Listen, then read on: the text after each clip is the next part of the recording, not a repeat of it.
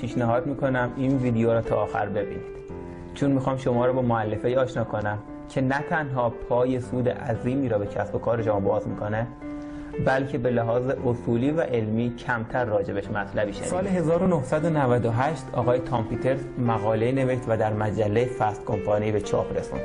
عنوان مقاله ایشون این بود: The Brand Called You، برندی که شما نام دارید.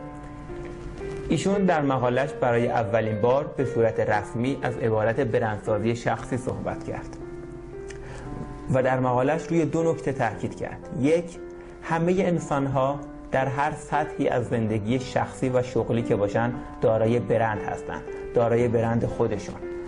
و دوم اینکه مدیران سازمان‌ها بیشتر از اون که به فکر برند کالا و خدماتشون باشن، باید به فکر برند شخصی خودشون باشن.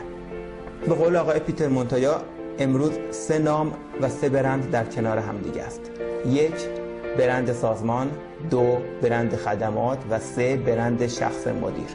این برند شخصی مدیرانه که میتونه به عنوان سلاح قدرتمند در دنیای تجارت به شما کمک. اگر هم ما میبینیم برندهای ماندگار شدن، صرفاً به خاطر اینه که یک زمانی یک فردی با یک برند شخصی قوی اومده یک سری منابع را وارد یک کسب و کاری کرده و تونسته موفق بشه.